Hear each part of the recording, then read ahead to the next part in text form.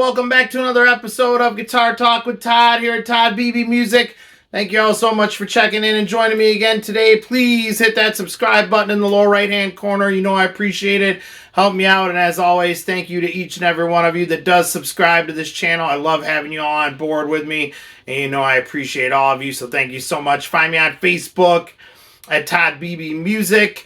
Today we have another awesome guitar review. This is a 1997 Gibson Les Paul Studio Gem, part of the Gem series.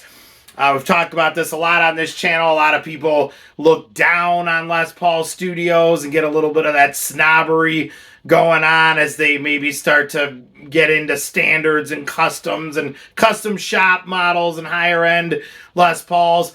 I've played all those guitars. I've owned all those guitars, and I still love my Les Paul Studio. Some of the finest guitars I've ever played, without a doubt, and this is no exception. These were put out in 1996, from 1996 till about 1998. Although, to be honest with you, I think I've only seen one 1998. The height and the heyday of these was 96 and 97. This is a 97. And Les Paul Studios, as you know, we've had a lot of them on this show. They're a little stripped down version of the standard. They have no binding. Everything's bare bones. No, mother of pearl logos up here. Gibson logo is silk screened. Same Les Paul logo model that's silk screened on standards, as you would also have Clusen style tuners, rosewood fingerboard, and then we've got the trapezoid acrylic inlays going on here. But the big difference, which was pretty rare in 1997 and 96 and 98 when these put out on a studio, was the addition of these. You had the two soap bar style P-90 pickups in there, and we just love our P-90s on this show. I always love the tone of these. They just sound fantastic. Gold hardware was on all of the Gems, and then you had the standard speed knobs, 2-volume, 2-tone, classic Les Paul style pickguard, 3-way toggle, everything else you would have on a studio. The big difference was not only the P-90s, but the colors. They called this the Gem series. There was 5 colors. Actually, we're going to have all of them on this show at some point. I know they're all coming in, and at some point I'd like to get a group shot with all of them. But we're starting out here with what is called the Emerald, and is obviously like a green. It's a very dark green. I'll try to hit this with some light more when we get it in the case, but it is green, just very dark. But if you're not right in the light with this, it almost could even look black. But you had 5 colors named after gemstones. So this was Emerald. You have Topaz, which is almost more like a sunburst color. You had Sapphire, which was the blue. We had Ruby, which was the red, and then we had Amethyst, which is super cool. All of them are, and the Amethyst was purplish color. So 5 colors in the Gem series. These are just super cool. It's pretty funny because a lot of people I know, even that do look down on studios, I was talking about these to a guy the other day, and he's like, oh, except those Gems. I love that Gem series they put out in the 90s. So these were super cool and really different for the time. Because like I said, it might not seem as common now because they've had different series of runs with the studios. They've done pretty much every configuration you could think of. But in the 90s there, 96 to 98, when these were around, P-90 pickups in Les Paul Studios were pretty rare, and especially these different colors. So these are just super cool, super great guitars. They have a, awesome tone here with the P-90s. Check out my video below where we compare humbuckers and P-90s. At the end of the day, I'm a P-90 guy. Obviously, humbuckers are fantastic. There's been some iconic music recorded on them, and you can never go wrong with a humbucker.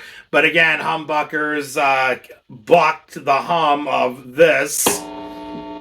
That classic P-90 hum that you've got going there, which really can annoy some people. If you know how to work with it, though, it's not that bad, because again, that's going on. But the minute I start playing, you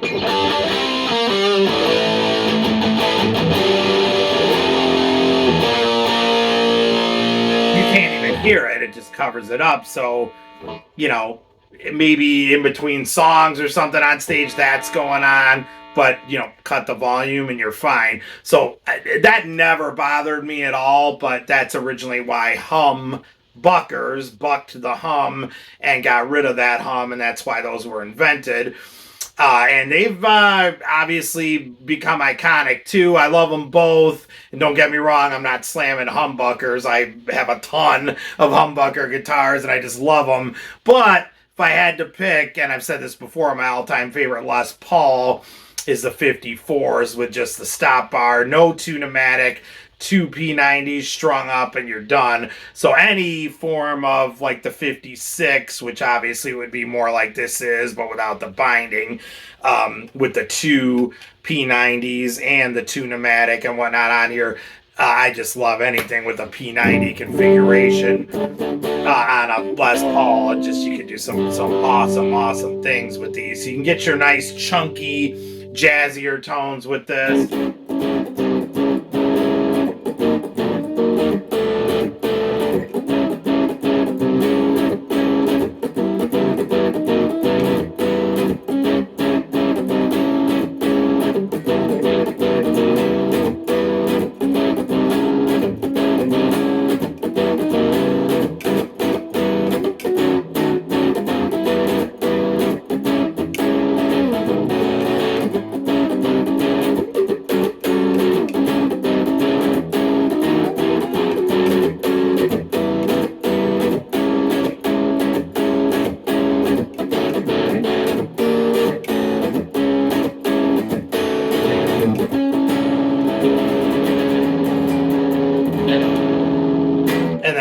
P-90s will deliver any rock tone that you want as well.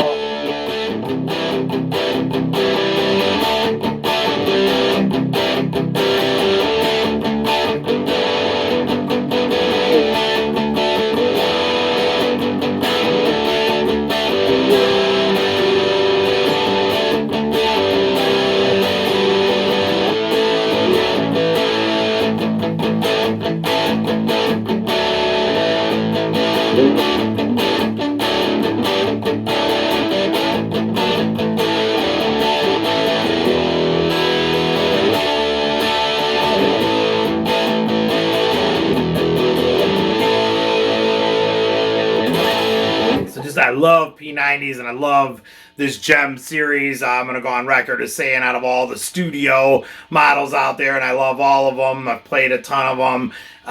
The gem series is my favorite that they've ever put out. I just love it.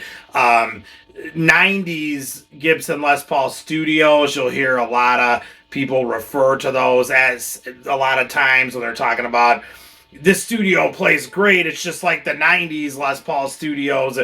90s have that, especially for the studios, they're always referred to as that era because they were just awesome. And this was smack dab in the middle of the 90s, and like I said, they just knocked it out of the park with this whole series. So I've said it many times on this show, the best bang for the buck in the Gibson line still, in my opinion, is Gibson Les Paul Studio, made in USA, right there in the Nashville plant. And just great quality stuff. Taking away all the bling, no binding, no fluff and stuff, but you've just got a good solid workhorse of a Gibson. So there's nothing wrong with Les Paul Studios at all. I love them, and like I said, they knocked it out of the park with the Gem series. Let's get a close-up look of this in the case, and like I said, I'll try to hit this with some lights so you can see the green even more close-up on this thing. Let's check it out.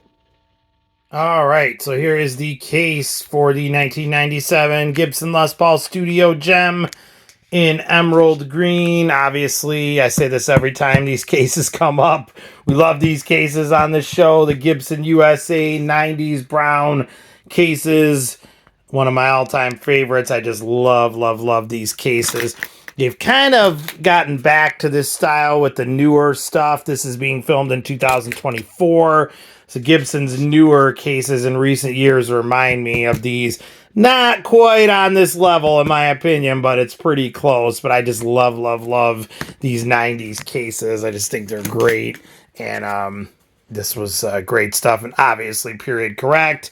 We'll open it up. We got the pink here with the familiar pink shroud we've had on this show many times. This one's super cool because look at this up here in the corner. Inside the case, we have a picture of the iconic Miss Betty Page. That's like pretty cool that she's actually stuck up there inside of the case. So very cool.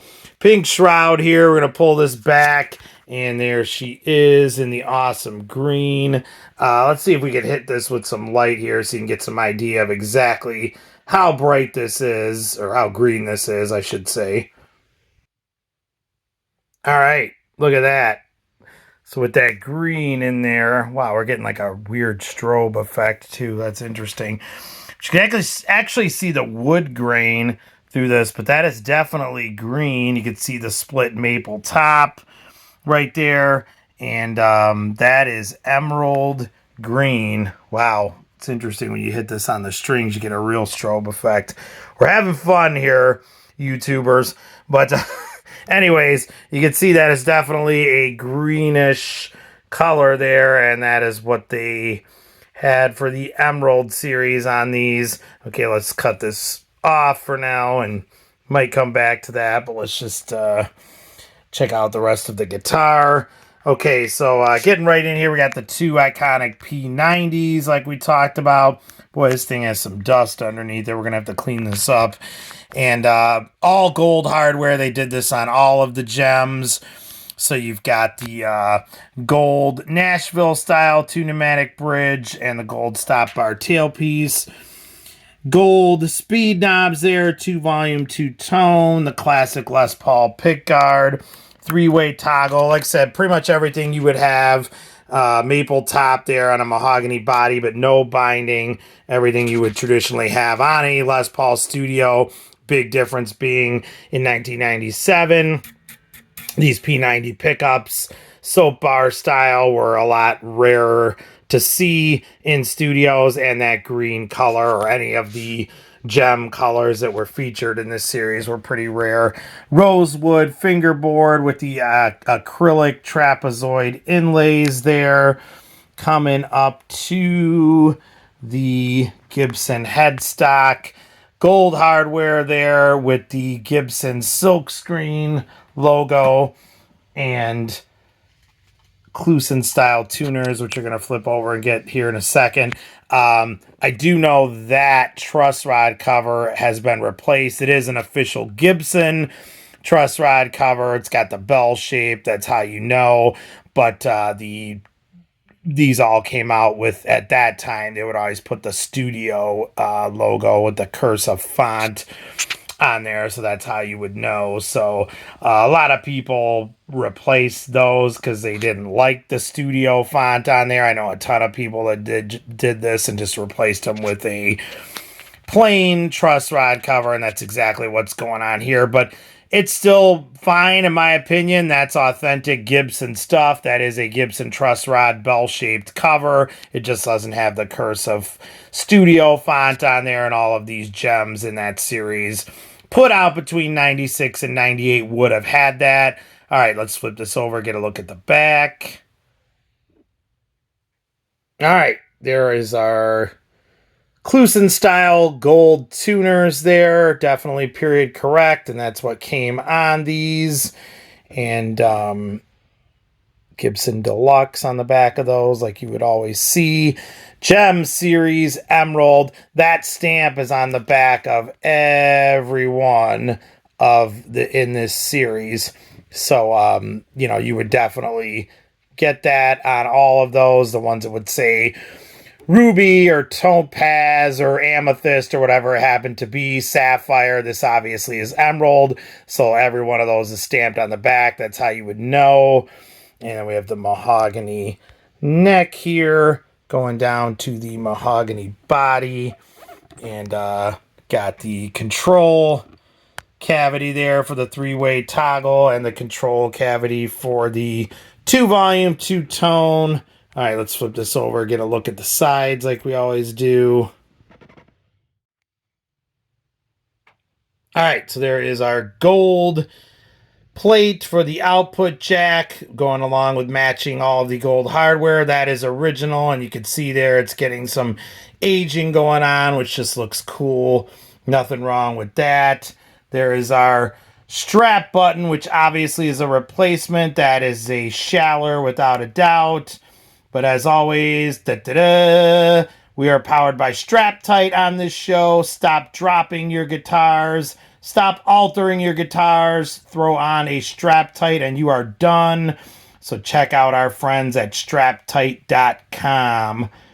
All right, let's go up the edge here in this body. Real good condition. There's one little ding. But I mean, for a 1997, you cannot complain about this. This is in real good shape. And has been very well taken care of. All right, let's get a shot of the other side. All right, going along the neck there, no binding. Exactly what you would expect from a Les Paul Studio. There's the other shallower style strap button, but again, a Straptight will slip right over that. So if you ever do end up with a guitar with a shallower style on there and you don't have the locks for the other end of your strap, don't worry at all. Just slip that right over there. Check out my video. I will put in the links below all about Straptight. You definitely will not be disappointed when you try them. All right, let's get one more full case shot of this beautiful guitar.